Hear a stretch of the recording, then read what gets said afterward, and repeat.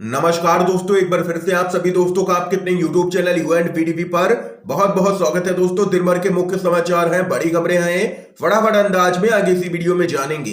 ये वो खबरें हैं जो गोदी मीडिया आप तक नहीं पहुंचाता है। तो वहीं दोस्तों, खबरों की तरफ चलने से पहले आप लोगों से एक छोटा सा निवेदन है कि अगर आप लोग भी आगामी विधानसभा चुनाव में बीजेपी की करारी हार होते हुए देखते हैं और एक सत्ता परिवर्तन की लहर को देखते हैं तो अभी इस वीडियो को लाइक कीजिएगा, चैनल को फ्री में सब्सक्राइब करके बेल के आइकन को जरूर दबाइएगा दोस्तों, और कमेंट बॉक्स में कमेंट कीजिएगा जय हिंद जय भारत। दरअसल दोस्तों, पहली बड़ी अपडेट आप लोगों को बताते चलें।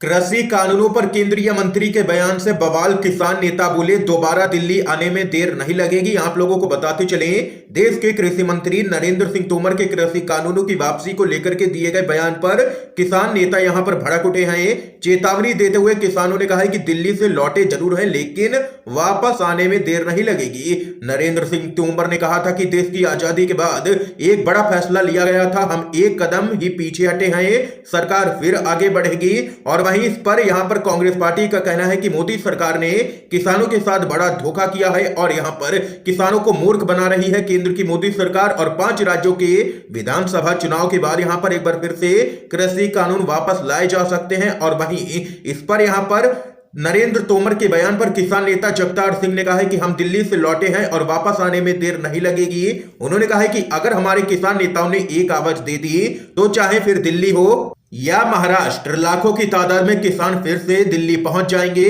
हम उन कानूनों को लागू नहीं होने देंगे जो किसानों के हित में नहीं है। यह यहां पर दो टूक कहना है किसानों का। एक और बड़ी खबर बताते चलें। मध्य प्रदेश पंचायत चुनाव होंगे रद्द, कैबिनेट ने प्रस्ताव बनाकर के राज्यपाल को भेजा। आप लोगों को बताते चले, मध्य प्रदेश में पंचायत चुनाव को लेकर के नया मोड़ आ गया है। कैबिनेट ने चुनाव निरस्त कराने को लेकर के राज्यपाल के पास प्रस्ताव भेजा है।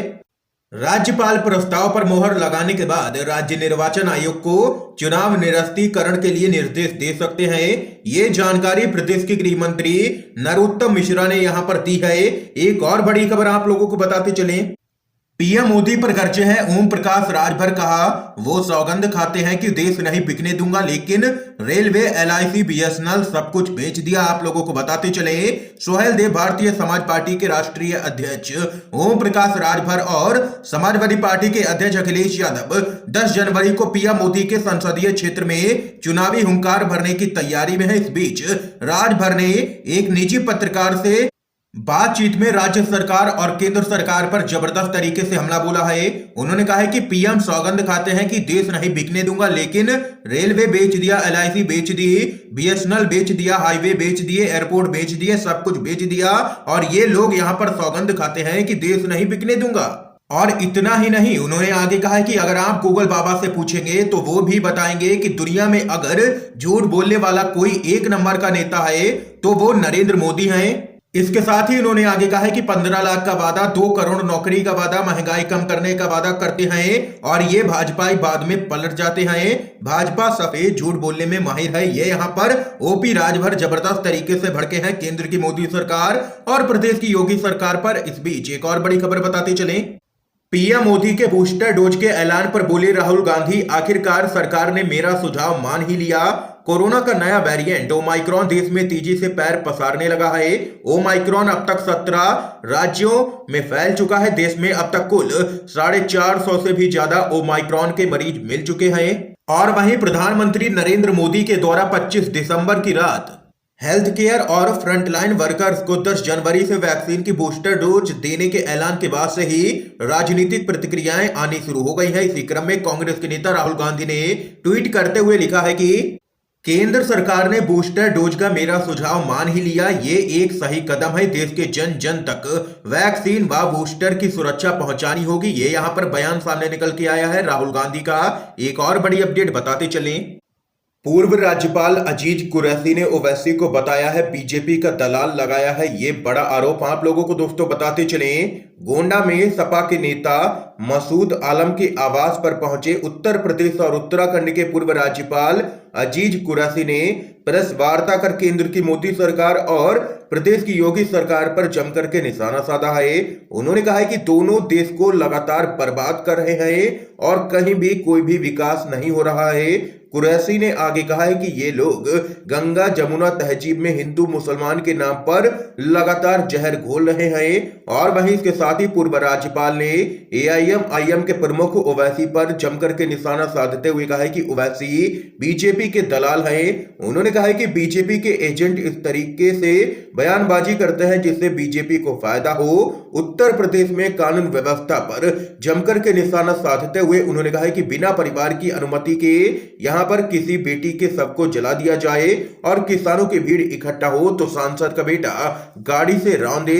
यहां यही कानून व्यवस्था है। पूरी तरीके से जंगल राज यूपी के अंदर कायम हो चुका है योगी सरकार में। ये यहां पर जोरदार हमला बोला है बीजेपी पर पूर्व राज्यपाल अजीज कुरैशी ने। एक और बड़ी खबर आप लोगों को बताते चलें, आगरा में सीएम योगी का कार्यक्रम, सांड ने मचाई है अफरा तफरी। आप लोगों को दोस्तों बताते चलें, आगरा में सीएम योगी के कार्यक्रम में तब भगदड़ जैसी स्थिति उत्पन्न हो गई जब भीड़ में एक सांड घुस आया। सांड को देखते ही वहां पर मौजूद लोगों के बीच भगदड़ जैसी स्थिति पैदा हो गई और लोग सांड से बचने के लिए इधर उधर भागने लगे और जैसे तैसे प्रशासन की तरफ से इसमें यहां पर कुछ भीड़ जुटाई गई थी और सांड के घुसते ही भीड़ वहां से चली गई।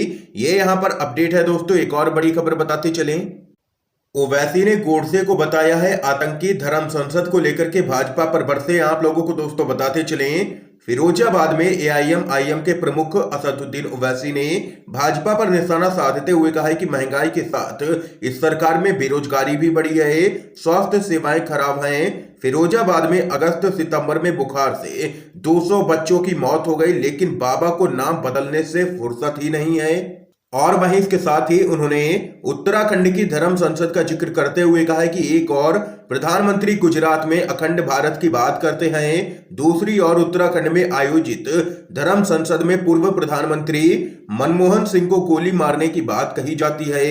ओवैसी ने नाथूराम गोडसे को आजाद भारत का पहला आतंकी बताया है और यहां पर भाजपा को जबरदस्त तरीके से घेरा है ओवैसी ने इस पूरे मामले को लेकर के। एक और अपडेट आप लोगों को बताते चलें, कांग्रेस के प्रवक्ता पवन खेड़ा बोले नाइट कर्फ्यू से नहीं रुकेगा कोरोना, ओमाइक्रॉन सरकार पर साधा है निशाना। उत्तर प्रदेश विधानसभा चुनाव टालने और प्रचार करने के माध्यम बदलने पर कांग्रेस के प्रवक्ता पवन खेड़ा का मानना है कि विशेषज्ञ जो सलाह देंगे कांग्रेस पार्टी वो सलाह मानने को तैयार है। और वहीं कोरोना ओमाइक्रॉन पर प्रतिक्रिया देते हुए पवन खेड़ा ने कहा है कि हमने 2 लहर देखी है। पहली लहर में मोदी जी डोनाल्ड ट्रंप को जिताने की कोशिश कर रहे थे और वहीं दूसरी लहर में पश्चिम बंगाल में भीड़ इकट्ठा करने के लिए लगे हुए थे। उम्मीद करते हैं कि तीसरी लहर देश में ना आए और देश बचे। ये यहां पर कहना है पवन खेड़ा का। इस समय की दोस्तों आज की सभी बड़ी खबरें थी जो हमने आप लोगों तक पहुंचाई है UNVTV के माध्यम से। अगर आप लोगों को ये वीडियो पसंद आया हो तो इस वीडियो को लाइक कीजिएगा, ज्यादा से ज्यादा इस वीडियो को शेयर कीजिएगा ताकि आप सभी के दोस्त भी मुख्य समाचारों को जान सकें। वीडियो देखने के लिए आप सभी दोस्तों का बहुत बहुत धन्यवाद।